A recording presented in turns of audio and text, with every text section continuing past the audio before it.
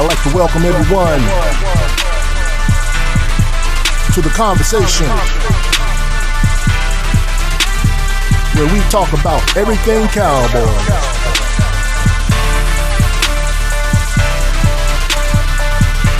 My favorite team, your favorite team, America's team. Here with your host, Coach Marv.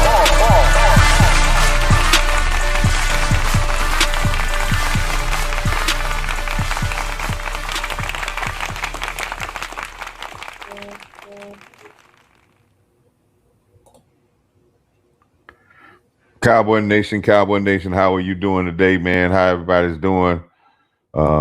Back in the stride again, back out here again, trying to get just wanted to touch base with you. I got some things that got it going on right now, but I wanted to touch base with you because just want to give Coach Marv's perspective with there's a lot of Twitter stuff going on right now.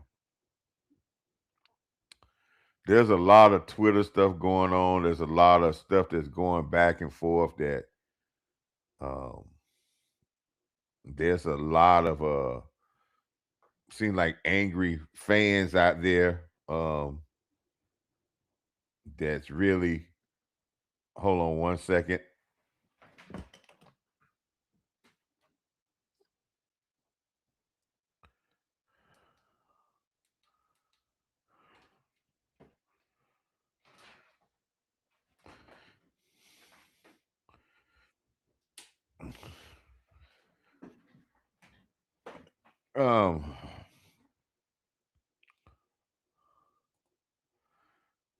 That's a little bit better. Yeah, there's a lot of stuff going on out there right now in Twitter land. A lot of content creators making a lot of different videos. And the stuff that's going on is the things that I feared that would happen with an inconsistent team that's struggling.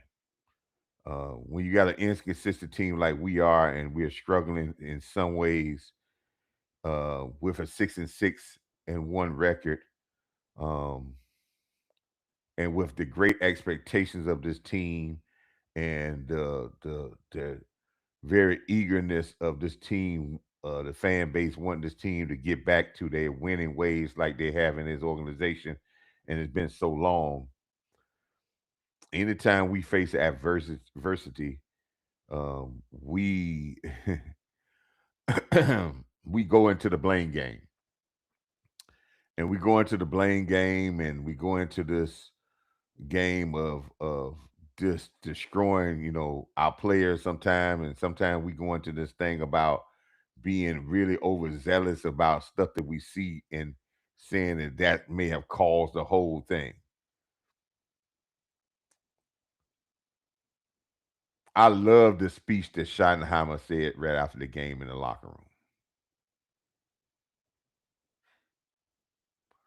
If anybody would have heard that speech, go back. I think it's somewhere on the where they showed when he's in the locker room when he speaks to the team right after they lost the game in Detroit. I love what he said, and that is going to be a pay dividends to us getting back to where we was in our history. He said you got to take the good with the bad. And he said when we watch film, we're gonna find out we didn't do the things that we should do to win football games.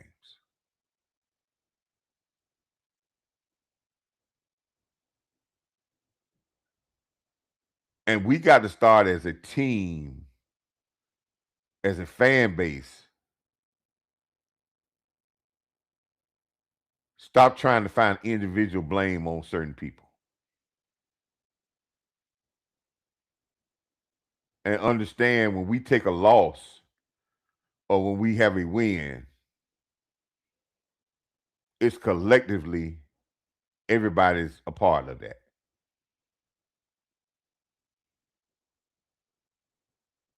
there's a couple of things going on about the defense. Let's talk about the defense, where there's a lot of beef going on. There's some people that's saying that's got stuff out there saying Kenneth Murray shouldn't he be on this team or shouldn't he be starting as linebacker.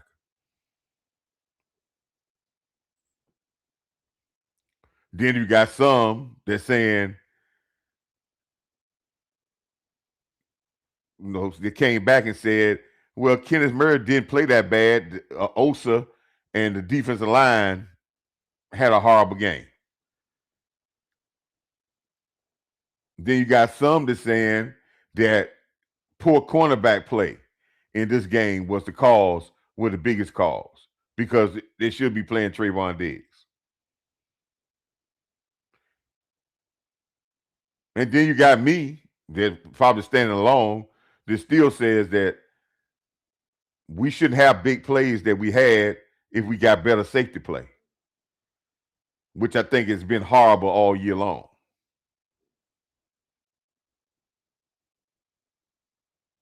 But I can say with the safety play and the lack of physicality on our defense,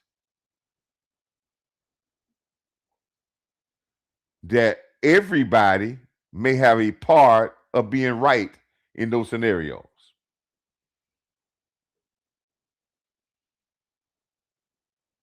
Now let's take a look at what I observed on film.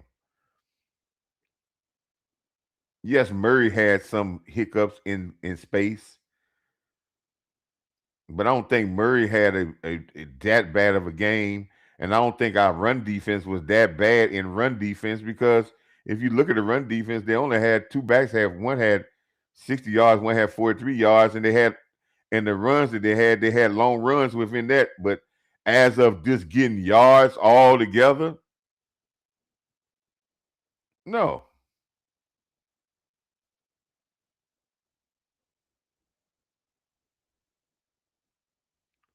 Was there and I'm glad that Church brought up this question because I want to answer this question because I want to tell what I saw on film with this. And I'm glad the Taiwan Church brought this question up.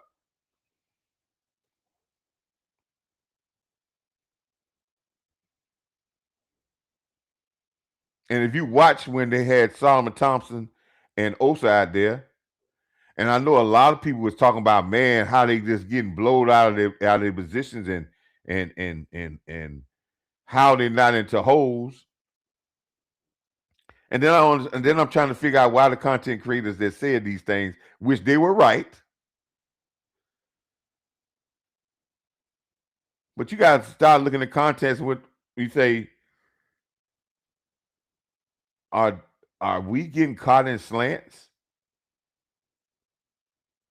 And if you look at the film, you'll see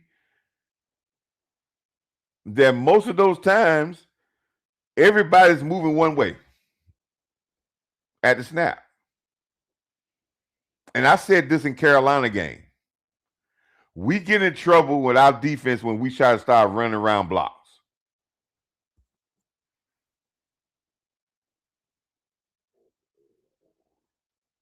And maybe they tried to do that because of Osa and Solomon Thompson are smaller defensive tackles, and they tried to use their quickness.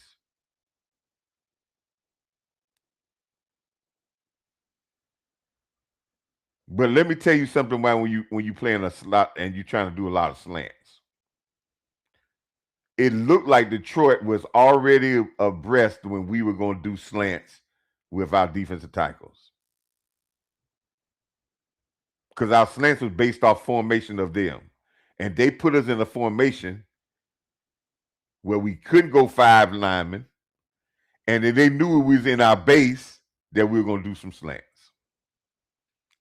And when they catch you in a slant, I played offensive line, I coached offensive line, I coached defensive line. If they catch you in a slant and they read it right, they can make you look bad. Now, a slant can make you look wonderful if you catch them off guard and you get there. But if they know you going the way you going and they catch you in the slant, they can make you look bad. Because one, you got no leverage to hold your ground. And two, what they're going to do is wash you on down with the direction you slanting in. And the people been watching film tell me, Church, I think you have watched it. Tell me that's how it look. They catch you in slants, they're going to wash you down. Now, when you run slants as a defensive coordinator, it's called an exchange. If you slant to the right, somebody's filling your hole to the left. And most times that's the second level. So sometimes we're looking at Murray, and sometimes our other linebacker, we saying the ball is going to the right while they're stepping to the left.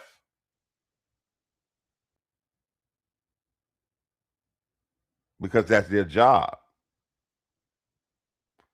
But what made it look worse is the guys that were going to the right, the slant, was getting manhandled. Because know why? They knew where they were going.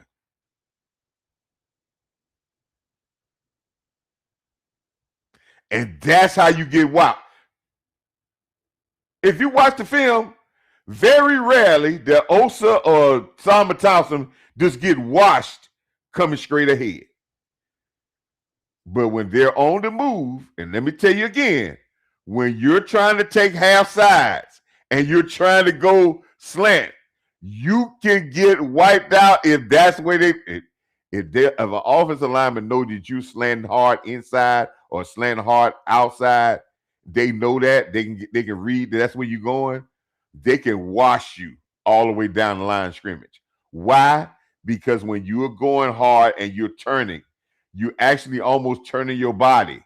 And when you turn your body, if people watch the film, they see that. Now, did they do the slants correctly? On some cases, no. Because they weren't slanting, they were trying to run around blocks. There's a thin line between slant and running around blocks.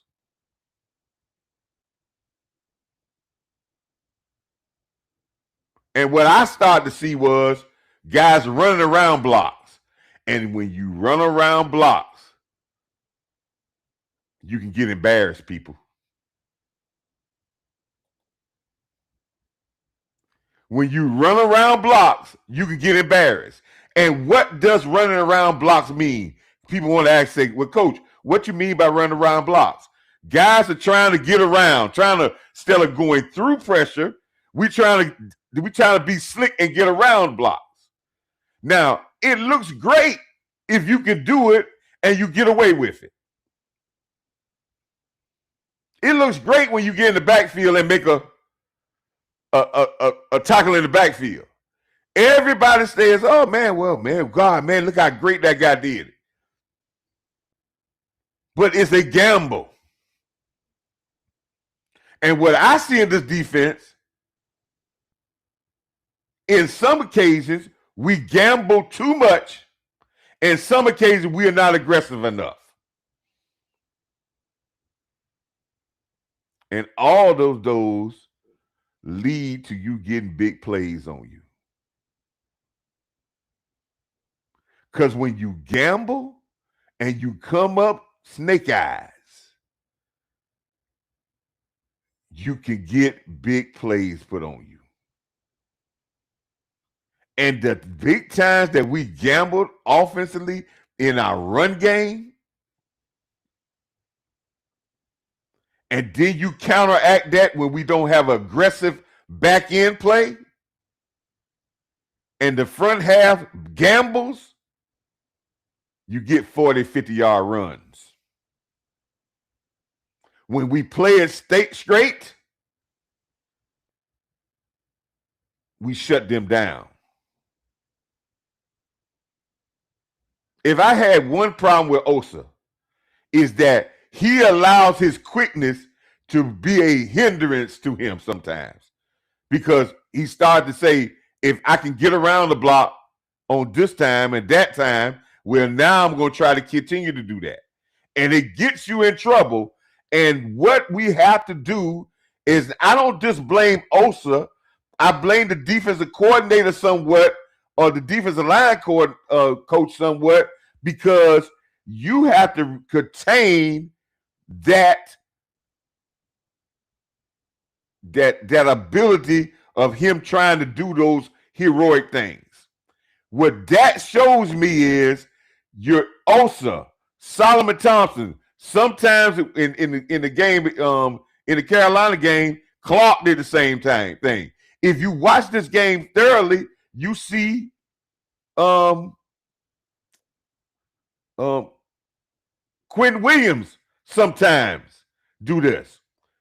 We had it with our defensive ends sometimes when they do this. When we have that type of building, when guys are slanting, guys are trying to run around blocks, we call that playing hero football.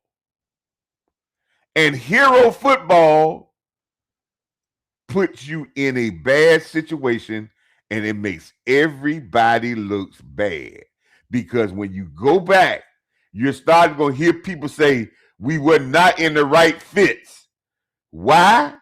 Because someone decided to say, I'm going to try to make a super play instead of making the honest play. You can see it on film. There's another one where there was the goal line, and I think Okoye does a great job of film work. I wish I could do that film work.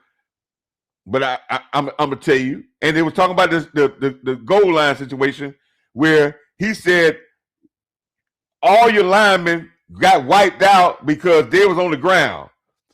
All your linemen, you seen that the snap, all your linemen went slanted to the left. That was a call play. There's no way that everybody goes straight to the left.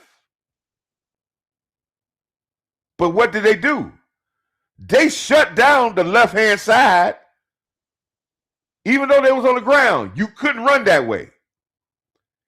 They did what they're supposed to do. If anybody saw that, they did what they're supposed to do. They left Donovan Wilson by himself where nobody can touch him, with one running back in the backfield.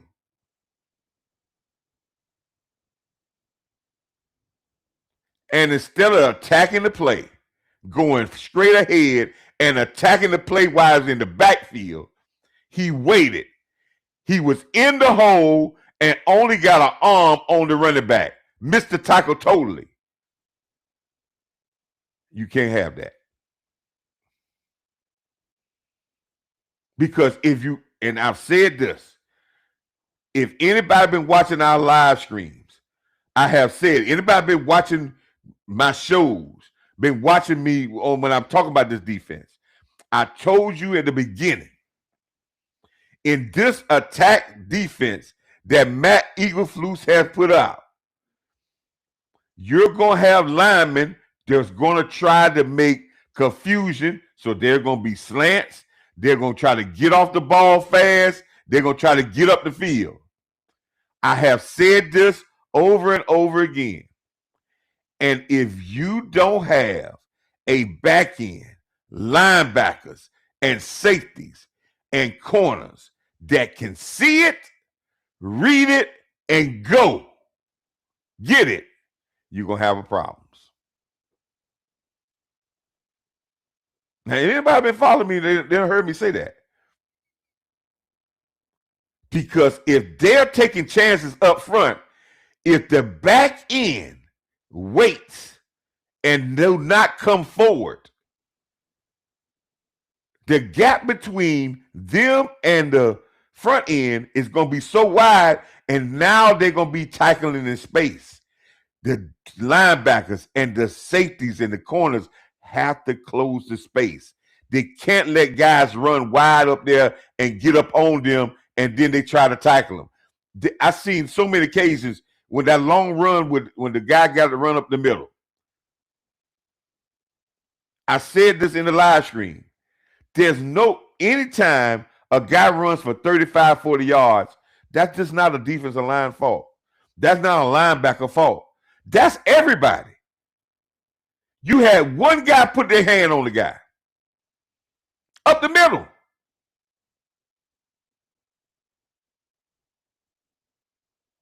And if you watch the film, their receivers got off the ball, was able to run down the field, set up in front of our defensive backs, and stop blocking.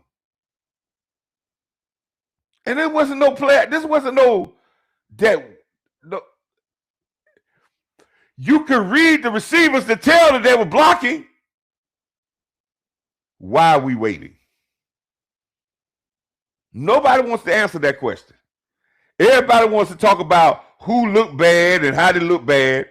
But I've been saying again, the aggressiveness of our back end is pitiful.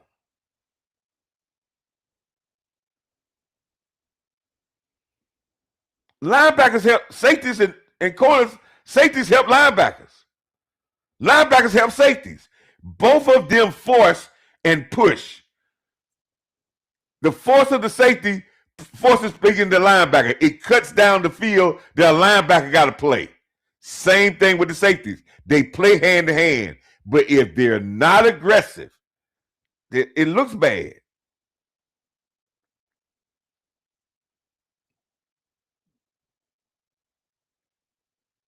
I'm going to ask you something. Who watched the game out there? Who's out there? Who watched the game? Who watched the Philadelphia game on Monday night against the Chargers?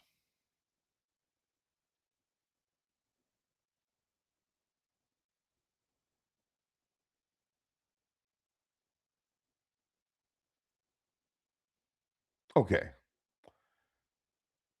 If you watch the game against the Chargers, Philadelphia defense played a hell of a game. And know why they played a hell of a game? Because they attacked everything. Their linebackers and safeties was up the field. Every time that they tried to run the ball, they attacked the line of scrimmage. They almost suffocated the Chargers because they were aggressive up the field. We're not aggressive up the field. We wait to let guys block us. There's no reason for our guys to be. Listen, I always say this: if you're a safety and you let a receiver run all the way across the doggone field and block you, and you hadn't gotten up, that means you're not moving. That means you're not reacting.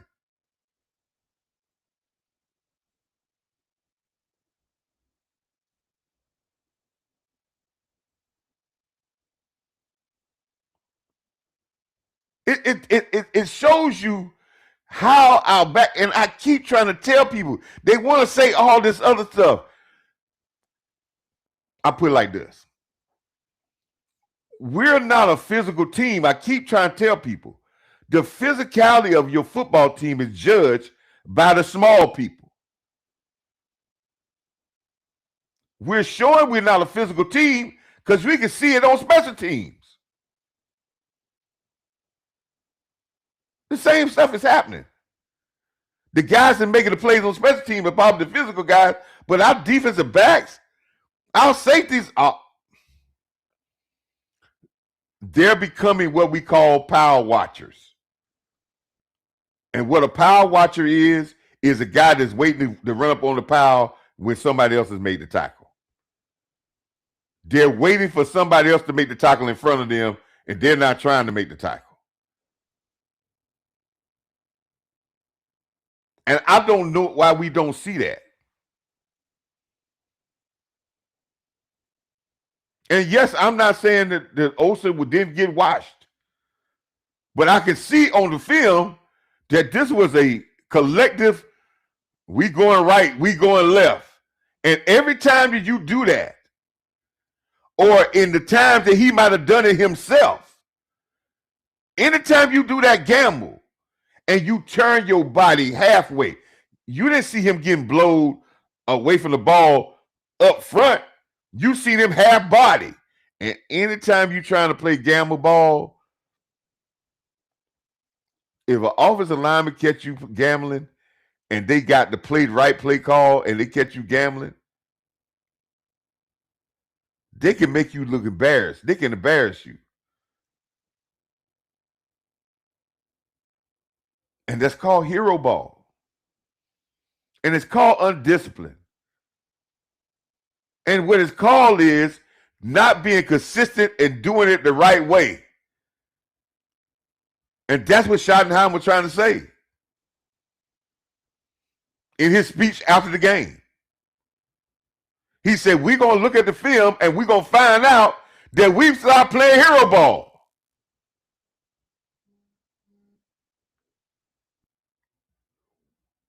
And we left our teammates out to dry.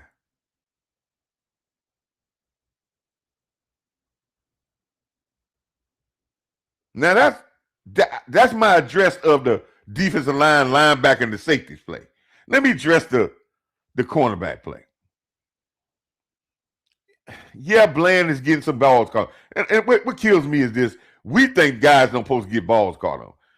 I don't listen. What gets on my nerves a little bit more about Bland is you can't miss tackles because they're gonna throw the ball underneath you.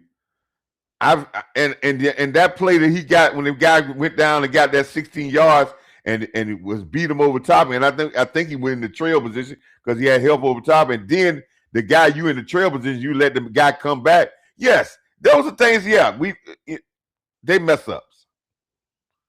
But when you start getting these short passes again, man, we are really hopping when we start talking about, man, we start dictating on every play that the cornerback gets ball caught on, because everybody gets the ball caught on. But I will say he's not playing the way he can play. But the second thing is he got to make tackles, because when you look at golf stats, how many screen passes did he throw? About 10 or 11 behind the line of scrimmage throws. The only passes that he threw down the field was crossing routes, and they got yacked with those. Am I lying? See, everybody like that I'm lying, that I ain't see the game like everybody else. And that goes back to what I said on the live stream, and I will say it again. Our back end ain't physical, and we slow as molasses going uphill in the wintertime. That's how slow we are on the back end. And that is a product for big plays to be against you.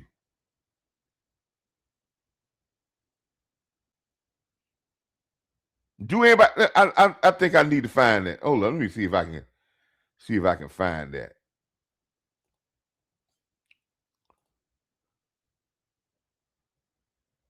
Hold on with me 1 second, people. Hold on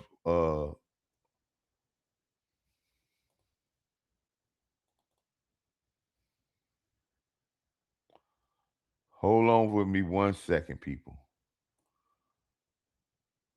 When I said that we have big plays, and that would hurt us, people, these big plays hurt us. Two things hurt us this game, and I agree with Okoye when he said we talking about the defense played that bad, but we put them in bad field position for every. They only had 1-2 drives down the field, and we had big plays. We played bad.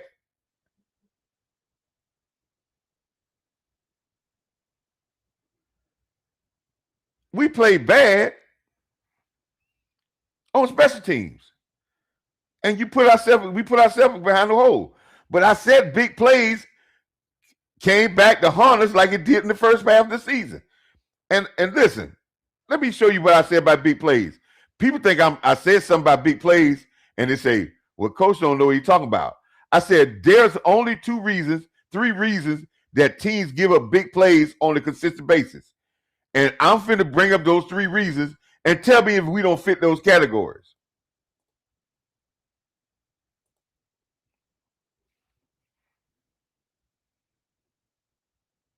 The 3 main reasons defense give up big plays. Either they're not disciplined in alignment or assignment.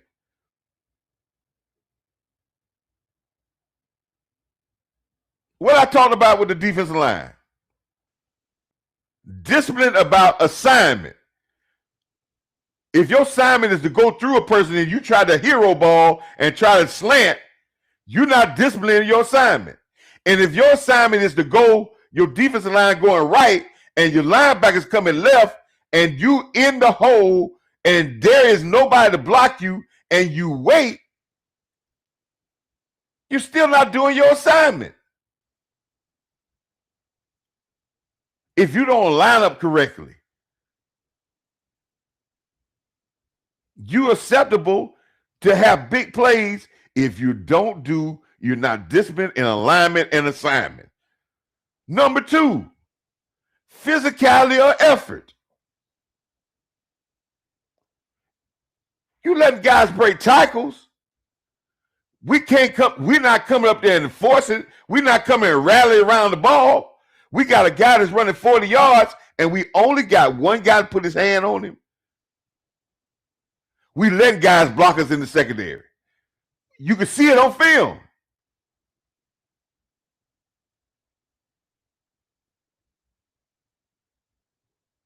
And the guys that's blocking us in the secondary is not even working hard.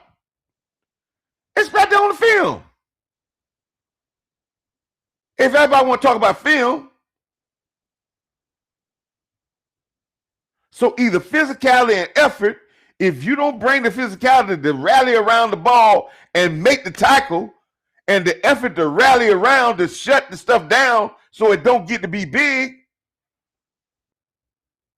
you're acceptable to get big plays. And the third thing, athleticism.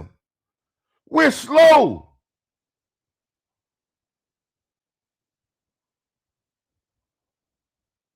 Our safeties got to be the 2 slowest safeties in the league. Our cornerbacks are not no blazers.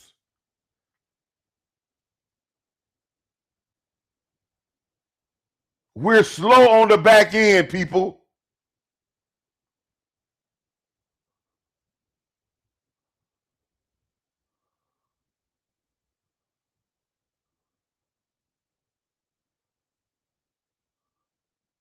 The Dallas defense has problems in 1, 2, and 3 of this category.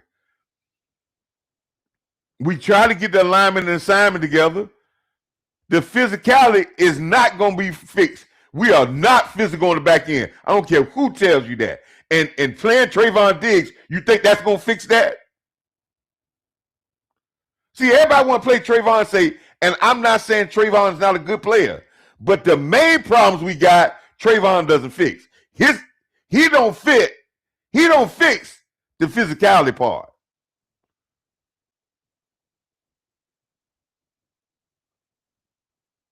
And he's not a blazer.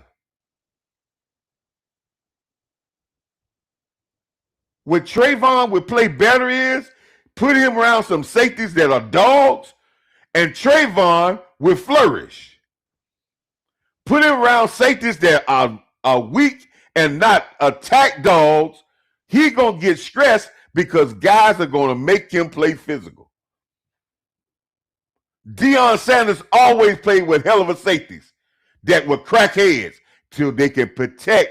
He can still be okay at physical, but he didn't have to carry that mantra because they was going to come and fill the lanes. I said this, man, and it ain't stopped. And when we run into problems, we run into problems because of this same thing.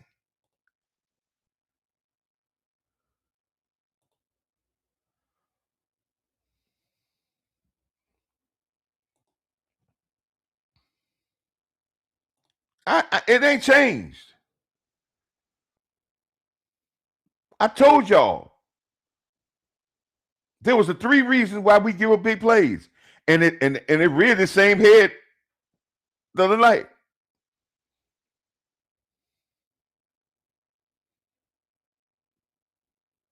But nobody wants to listen. So yes, we brought the cornerbacks there. Yeah, that was, but and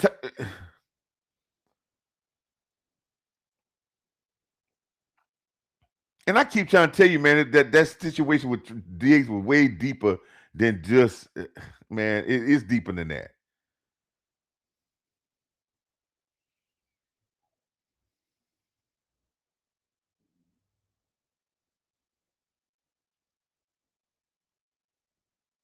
No, I don't think. No, you're right. I don't think this. I wouldn't be surprised.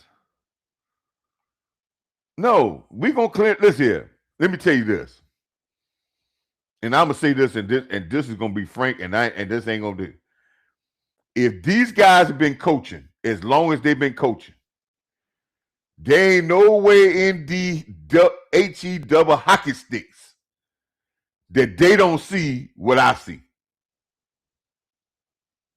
And if they was to fire Eagleflus tomorrow or the next year, and they were to bring another defense coordinator in, the first thing he gonna change is the physicality of that back end. I can guarantee you that with everything I got. All that, he may keep his corners, but this safety room, I can tell you that because you can't play. People telling me, you can't play aggressive style front trying to get up the field and have a soft, non-physical back end. That don't work, baby. I've said it again, and I'll say it 1,000 times. With this defense, if you're going to attack up front, your back end must see it, diagnose it, and damn go get it. They cannot see it and hesitate and wait. And that's what we do. We see it, we hesitate, and wait. If you want to watch film, anybody want to watch film with me, they can watch it. We can go over it. We can go over some good teams and look at them, and we can see. I watched the Philadelphia game the other day when the Chargers ran a sweep. Somebody tell me I'm wrong. When the Chargers ran a sweep, the safeties were playing cover two, and they were coming forward every step. By the time that got doggone running back hit the corner, those safety was running the aisle. By the time a person hit when they ran that sweep against us against Detroit, when the receiver got out there on the outside, when he got outside, the safety was still 10, 12 yards off the ball. Tell me if I'm lying. Y'all watch the film.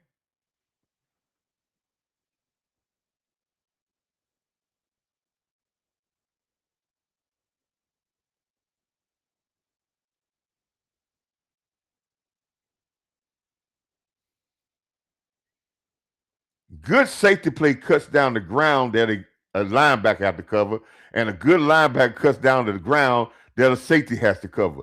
When you're talking about the run game, a good safety cuts down the area that a cornerback has to cover in the passing game.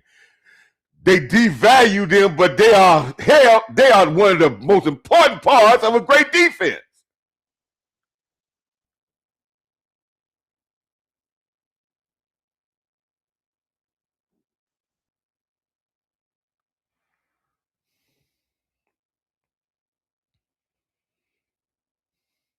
And the reason why I keep talking about the corners need to tackle so much, because you're putting added stress. When people say, "Well, the corners ain't got to be that physical," in our defense they got to, because we don't have physical safeties.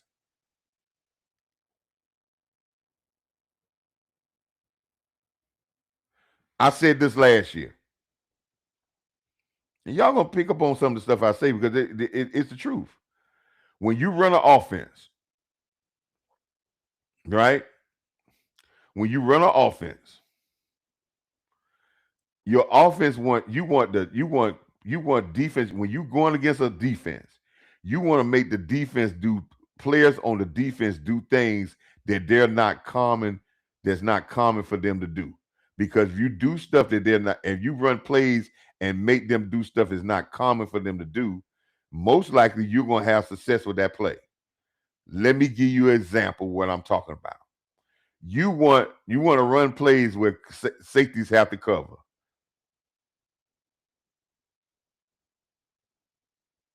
You say, well, coach, what you mean by that? Because if they were great cover guys and they was fast and they were great cover guys, they'll be playing corner.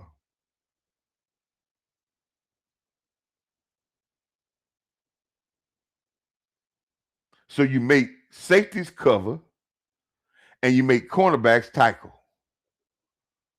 Because if cornerbacks was really outstanding hitters and knockout guys, they'll be playing safety. So you make corners tackle and safeties cover. So you run plays to make corners have to do safety things, and you run plays to make safeties have to do corner things. When they ran a play and they ran across the field and they had Marquise Bell on I think on St. Brown, Julius St. Brown, and he caught that slant pass in the fourth quarter and ran for 30, 40 yards. What did they do, people? They made safeties, what? Cover a crossing route, which is never going to happen.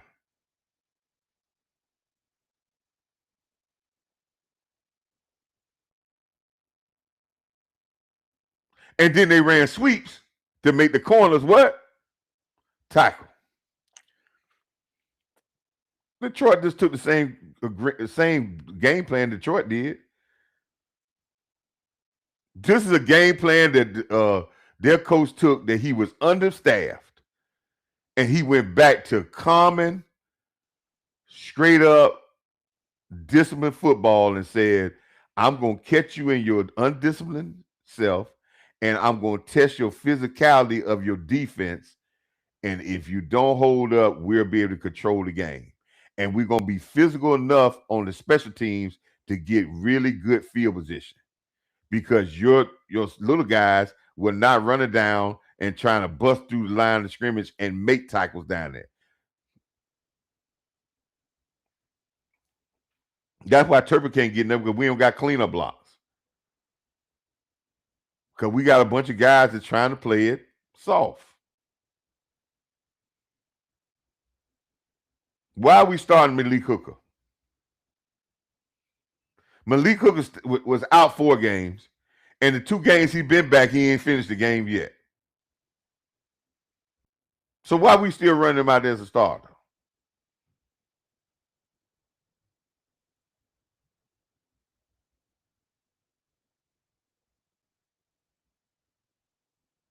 Okay, I'm sorry for me yelling. Thank you, brother. I appreciate you. But it's just passion.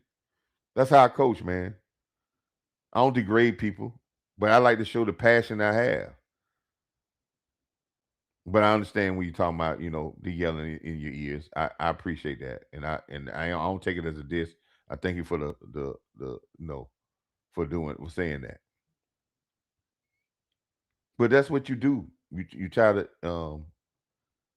you want to make corners tackle and safeties cover. Yeah, Julius Wood, is he available? Why you sign him? Let him go. Let him ride, man. Let's really ride with his let's let these guys ride because I need to know if they can play tough. We talked about Anthony Brown, but Anthony Brown was a good corner. You know, I heard some people talking about, well, let's let Diggs play safety. What? Again, man, you got to have tackles because what they're gonna do is They're not going to put Diggs in cover situations. They're going to make Diggs tackle. And Diggs coming off a knee injury, don't have his career, don't have a guaranteed contract after this year. You think Diggs going to go out there and give and throw his body around to be tackling guys? Come on, man. Yeah, let's be realistic, man. You really think this here? And I'm gonna say this, and everybody, and I gotta say this, and I gotta get off this. We gotta get up, but I'm gonna say this, man. Do y'all really think Diggs want to really play again for his best interest? For Diggs' best interest is for and I'm just to be honest. For Diggs' best interest is for the Cowboys to start the struggling in the secondary, and him to sit out, and then because the Cowboys gonna release him, or they're gonna try to trade him, and him to leave Dallas, get totally healthy, and not have any more bad film out there to get a contract someplace. And not to go out there and play. And I'm just telling you. And and he could probably play this because if he played the right way, all the fans gonna think the Cowboys the one that's the hold up. He could be in the locker room telling people, man, I don't forget y'all. And they don't want to play him because he already knows the handwriting on the wall. He know you're going to get rid of him. And he know that the only reason the Cowboys are putting him out there, and they hope he plays somewhat well, they're not trying to put him out there for them to keep him. They put him out there so they can get ready to trade him and get something from him before they release him. Duh. Y'all don't see that, man. You got to be blind if you don't see that, man. They already told you they don't like the guy when they took the $500,000 from him. They already told you that. And then if he did have a knee injury and he had to go on the IR, he done miss a season. He done missed over half of his games since he signed the contract.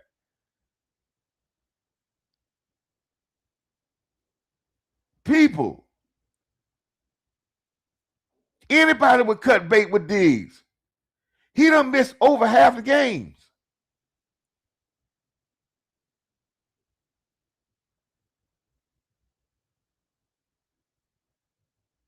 So if he know, his agent already know. So what Diggs have loyalty to the Cowboys? If he goes out there, he's going out there for only self.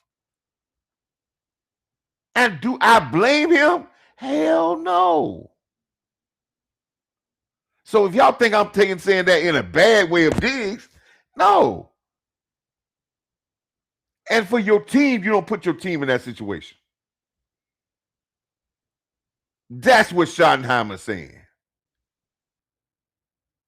And yes, they want him to go out there, but they just want him to go out there so they can get ready to trade him.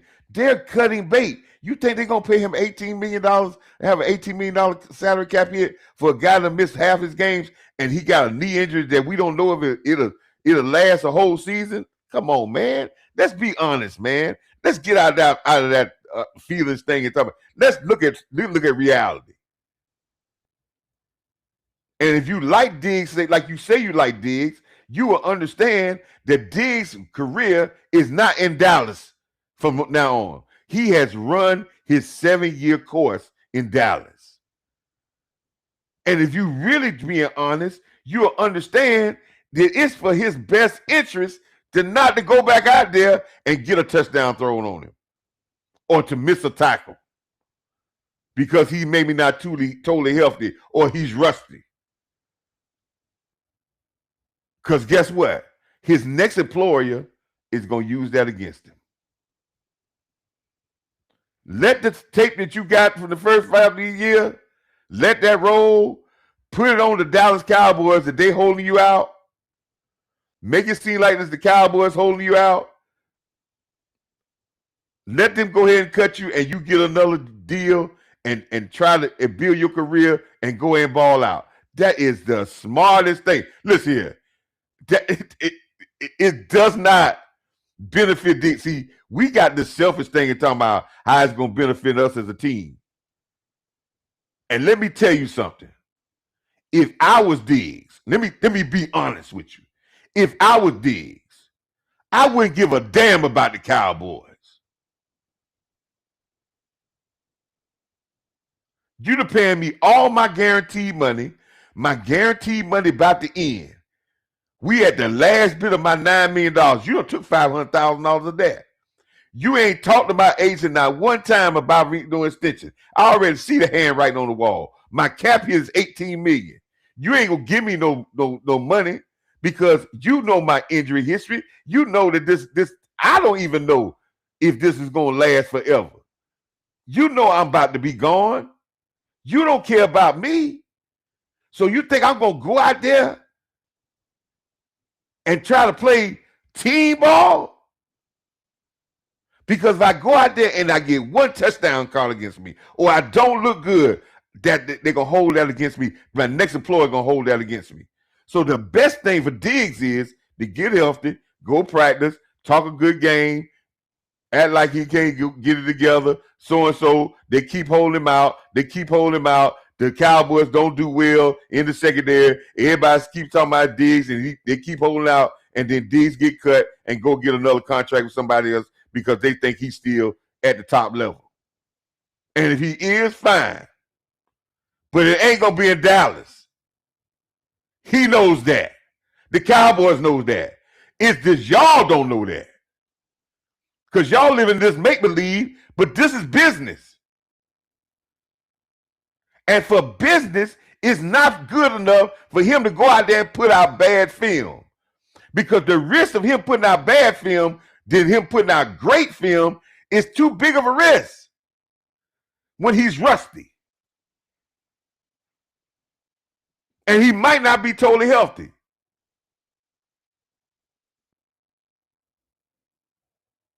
So if I was Diggs, hell no.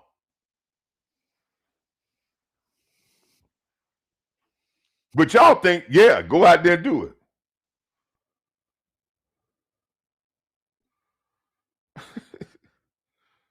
Why Diggs should be loyal to the Cowboys? You took $500,000 of my, you ain't owe me with $9, and you took $500 of that. And then there's some other things going on with Diggs that y'all don't, and I ain't going into that. But and Diggs is not wrong. Don't get me thinking to say, well, your coach talking bad about Diggs. No. In actual fact, I'm looking out for Diggs.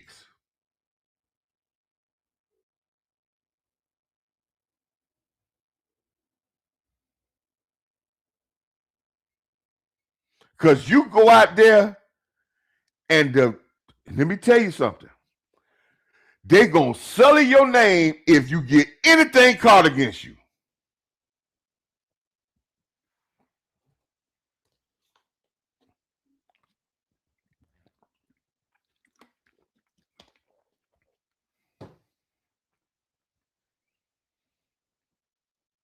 And his agent know that, and Diggs know that.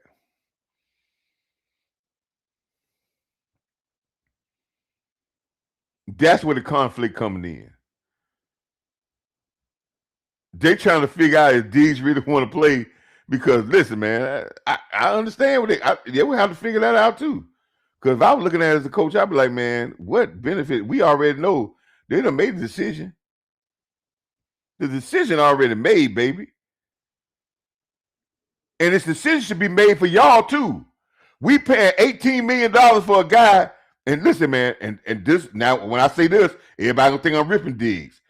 Hell no. We gonna pay $18 million next year as a salary cap hit, and the guy that missed over half the games you signed him to, and he got a knee injury that we don't know if it's gonna last 2 weeks, 3 weeks, or 2 years. Come on, man. And he's 7 years in. Come on, man. Are y'all that crazy, man? Are y'all so want to be so controversial and have a platform on that? That's how y'all looking at it? Because ain't nobody can tell me that what I'm saying don't make no god doggone sense.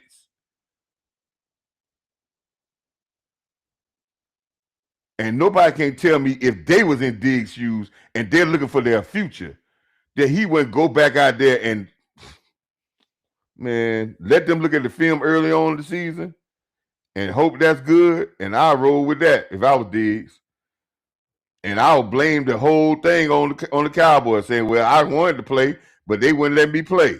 But I can play. That's what I would do.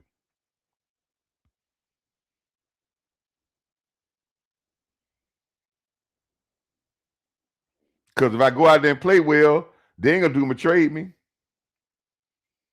And they're gonna trade me to somebody that's gonna keep that damn poo-poo contract I got. Oh. I'd rather be a free agent so I can get another contract and get some more guaranteed money.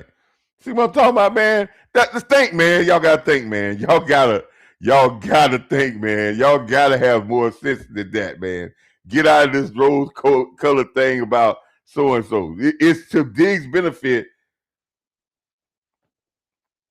Now, for the Cowboy and me, yeah, but I think we can go. Listen, I ain't saying we better without Diggs. I ain't saying that. I can say we can play better than we played. And I keep saying it again. Let's just be a little bit more physical on the back end, and let's see how that works. I've been saying that since Green Bay. Let's just see how that works.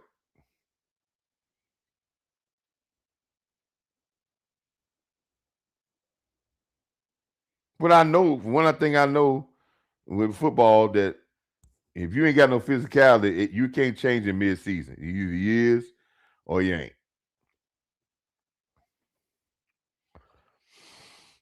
Offense. Last point. I wanted to do this briefly. This George Pickens thing. I've said that. I don't talk to me. George Pickens had a bad game. He did not play well. Some of the things he still got to break those bad habits. And see what this goes back to what I said early on before we start crowning him. And this is and I'm stay on the same way. Before we start talking about he gets number one receiver money and he this dude and he is this guy. This young man needs somebody to stay on his butt and make him prove it and say you ain't proved it enough and continue to say you need to prove it and continue to see you need to prove it until he builds habits of doing things the right way all the time, and then he gets out of habits of doing things on a sometimes basis. That's why we need to hush our noise about he gets first round, he's number one receiver. Just keep playing, baby. And I'm going to stay on your case. So every time you or try to make a one-hand case, I'm going to stay on your case when you don't run a pattern. And no, you're not that number one guy. Prove it to me every day and day in and day out and day in and day out until you get to a point where I don't have to talk about you being the number one. That we don't see none of these other hiccups anymore. That's what you need to do for a young man. But as soon as he have a good game, talking about he gonna get 35 million and he better than this and he doing that, you're doing a disjustice to him. And when people don't say that, y'all say, oh, y'all being hard on the guy or y'all ripping the guy. No, we're not. A young man like that need tough love. He need a guy that's gonna be in his corner, but ain't gonna be like, oh man, you arrived. Because when you start to say he arrived,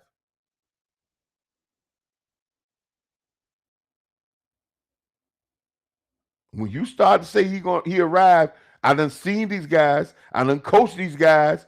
When you start to say talented guys that are very talented, but not always focused on what they should do the right way, but so talented, if you don't stay on them, if you don't keep them motivated, you don't keep them pushing,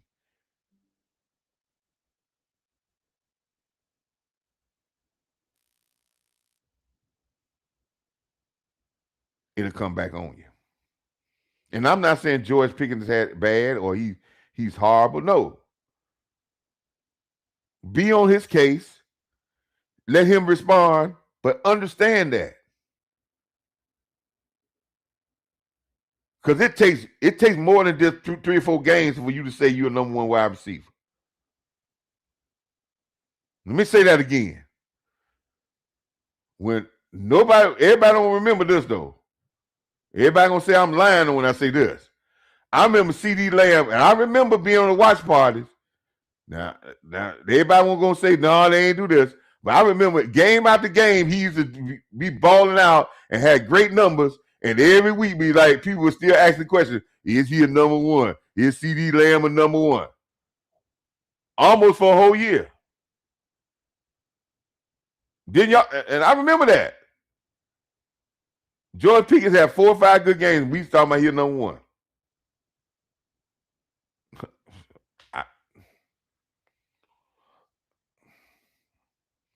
And I think that made CD Lamb earn his right to be an 88. And I think he put in the work to get an 88, so he should get a benefit of the doubt. Let's make this guy earn his right. And that's not degrading him. That's not putting him down. That's not shooting at him. We want him to be the best he can be on a consistent basis and get rid of all this other stuff going on. But paddling and coddling and talking about, and people talking about, man, I don't care if he the so-and-so, I'm going to sign him anyway. Man, you ain't helping the guy. You're enabling him to all right. And he's going to get paid. And guess what, Jerry? Don't sign him to a franchise tag, Jerry. Let him go on the market and find and see what the market gonna blame. And I can guarantee you this. I guarantee you put him out on the market, ain't nobody gonna give no 35 million. I can guarantee you that. And if it is a team that's gonna give him 35 million, it's probably gonna be some losing organization that he ain't gonna want to be at anyway. But I can guarantee you nobody gonna take that shot. So don't be so anxious to say what you gonna give him. Let him go on the open market, let him get a deal, and tell him that you'll match that deal. You may give you the right to first offer to match that deal. He would love to stay in Dallas, but let him go out there and see. Because if he can get 35 million, more the more the merrier to him. God bless him. But if he don't, which I don't think he will, then he gonna have to come back to you. Because you're in the better situation. Don't even play with that franchise tag. Go ahead and let him straight up go out there and see the market. Offer him a contract that where you want to be at. If he doesn't take it, let him go in the market. Don't make it a whole lot of noise with it. Don't go back and forth with him. Just say we want you here, but we're gonna let you explore to see what you can find.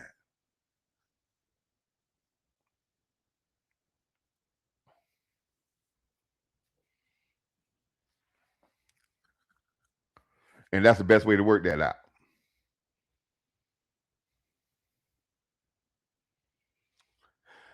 The second thing I wanted to say, man, we have. I want to say something that y'all have shown me such a great support in the area of commenting and subscribing. We want to make sure that everybody's out there that you like and comment and you subscribing to this, man. I know I should do the overlay on there all the time, but I didn't do it today. But um, I want people to come out. I want people to like, comment, and subscribe, man. I want them to like, comment, subscribe. I want y'all to share this video. Share this stuff out there with your groups and everybody because again, I'm over about 270 some subscribers. Well, a little bit over 250 some subscribers away from getting to the thousand subscriber mark. I never thought in my entire life that I would have 1,000 people that would be subscribed to hear my old coach know that knows some football and try and teach people football and try to teach people the ins and outs of football and not be and people not to be so I hate to say, I don't want to say that we off kilter. I think this thing we just overzealous. But I need you to need to get out there in the algorithm so I can get those. And if you want to support the channel, my cash app is right there in the bottom screen. I thank the people for the last time I was on live and I had some problems with my microphone. It was a crazy stuff, man. It was very frustrating. I could have came back on, but I didn't want to come back on because I was frustrated. Sometimes when your equipment don't work, I know some people who do this for a regular basis.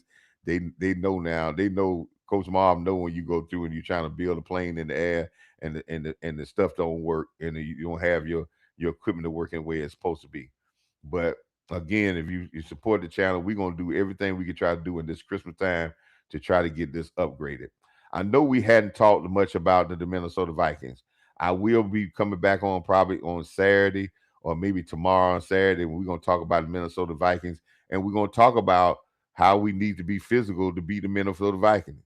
Minnesota Vikings are going to come with a very aggressive press defense. They're going to try to press us. They're going to try to pressure us. They're going to try to put pressure on Dak Prescott. They're going to try to speed us up.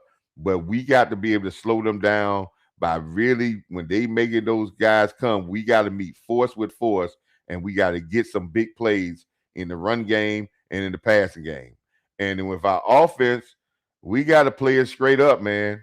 We got to play it straight up and physical. We have enough talent up front to play straight up without having to be in all kind of crazy. I do want to say something about one other thing. Somebody said, I know that there was somebody they was talking about we was talking someone was talking about asked the Matt Eaglefoots why he didn't blitz them more in the second half. Let me give y'all some point. Let me give y'all a little update about the blitzing and everybody talking about blitzing and playing man to man. When you don't have a good tackling team in the secondary, the last damn thing you want to do is start blitzing and playing man to man in that secondary. Let me say that again. When you got a non-aggressive, non-tackling team in the secondary, the last damn thing you want to do is start playing man to man and blitzing people. Because that's a product of people getting big play after big play after big play after big play. Let me go back again for people that was in the back that didn't catch what I said, the real reasons why people get big plays on them. Because I don't think some people in the back saw. Oh, I already closed it out. Well, that's all right. I'll close it out. The three reasons why teams get big plays on them is one, alignment and assignment. Well, you ain't got no problem with alignment and assignment. You playing man to man. You know who your man is. You know who your assignment is. But physicality and effort, we don't aggressively rally behind the ball. So, guy get a catch, they get us in a one-on-one situation. We miss the tackle, they're gonna bump their head on the goalpost.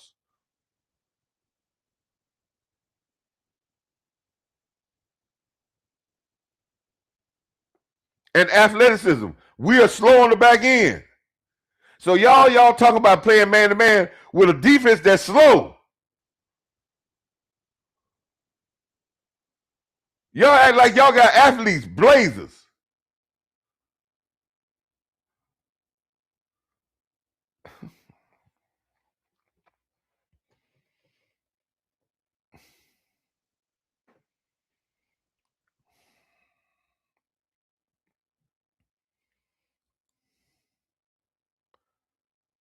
Like I said, man, like, comment, subscribe. I really appreciate all y'all that's doing stuff. Let me go and see if I can do that now.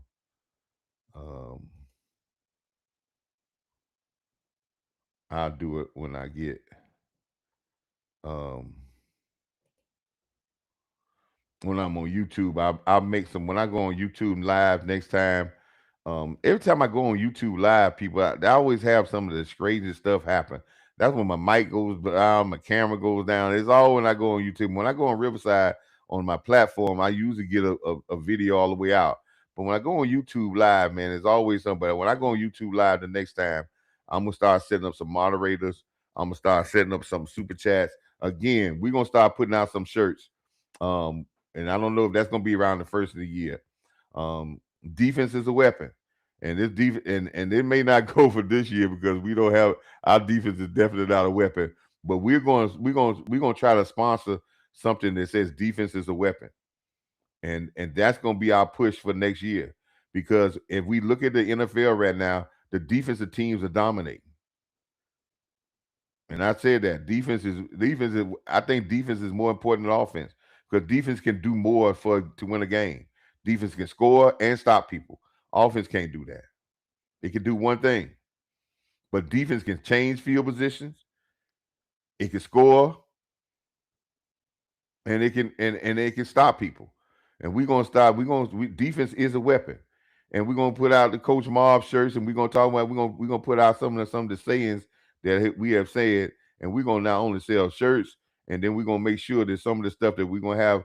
My lady friend, my girlfriend is gonna be sponsored on my channel, so she's gonna be doing some stuff that we're gonna do, and we can get some people in her area because she does a line of cups as well as she does she's a baker. She has a own bakery business. So we're gonna try to do a lot of stuff because we're gonna promote solid things that's gonna be uplifting and it's gonna be good for people. A lot of my slogans are not just work for football, but they work for life. The art of discipline. So we want to keep on. We want to keep pushing those things and pushing those things to y'all. But what we need to do is we need to like, comment, and subscribe. A lot of the people who are coming in here, man, that are from these other shows, these other cowboy groups. I want you to share your stuff with the cowboy groups. I'm not one of those people that's gonna come in here with a bunch of uh trying to denigrate some of my own content creators or go against my own content creators. I'm gonna say what I believe and I know football.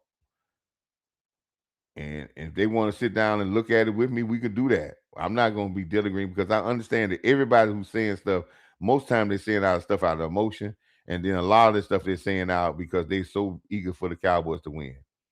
So um but we do need to start playing more disciplined football, and we need to start coaching. And our coaches need to be more disciplined and saying, "Hey, let's play it straight up, and let's play a little bit more physical, and let's see how it works." So, big game. We still in this race, but we're building something for the future. But like I said, if you can support the channel by Cash App, that would be greatly appreciated. If you support the channel by just subscribing, but just viewing and give me those views, man. I really appreciate all the people that was in this chat. I appreciate all the people that made comments in this chat. I try to go through and try to pick out some of the good stuff that's out there. Yeah, when George Pickens, when CD went out, I think George Pickens really kind of lost it mentally when George Pickens went out, and I think that really hurt him. Um, what happened with his brother? Talk to me, okay? Yeah, well, I guess he's talking about Diggs. Yeah, man, Diggs, Diggs family is man. They some guys, man. So um, they some guys, and I pray for they do good. Um, yeah, McCarthy. When we talking about the quarterback for the Eagles, I mean for the quarterback for the that's a great comment. We talking about the quarterback for Minnesota, McCaffrey. He's yeah, he gets jittle and flattered when he get in his face. So the front four edges got to get after him, and they got to not play this game.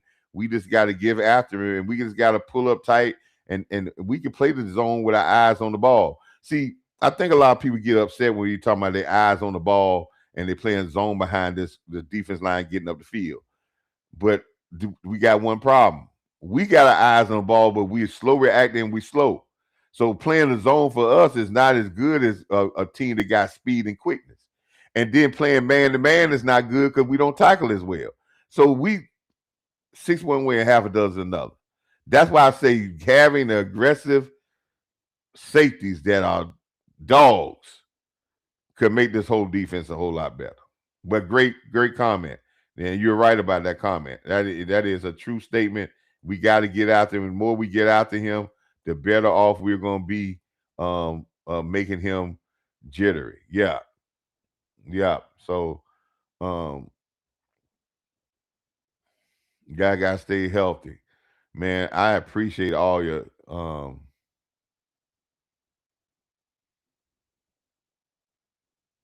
yeah, CD has Flournoy is doing a good job. Flournoy gave us some good work. Now we just don't want to raise the expectations and put him in a expectations and over expectation a person, and then when he don't meet the expectations that we done put too high, then we start shooting him down. That's just how we do, man. Our fan base does that. A guy have a good game, then we'll put an expectation of him being a number 2 receiver. And then what happens is when he doesn't do what we do, then next day we shoot it out. So this is what I say. Church, let me say what I said. You're right. What happened to the people that want to trade people? What we do is when a guy have a good game, we put expectations that's way through the roof. And then we put expectations so high when they don't meet the expectations, then we start cutting them down and acting like they garbage. They're only garbage because our expectation was too high. The greatest disappointment is expectations. I'm going to say that and leave it right there.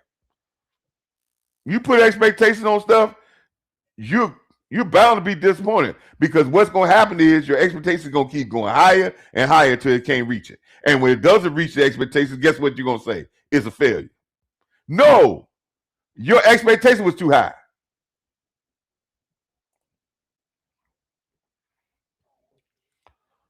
But like I said, some great comments, man. I've been on here a little longer than what I was saying, but I'm glad to be back and here. But I will be back when we do some Minnesota stuff.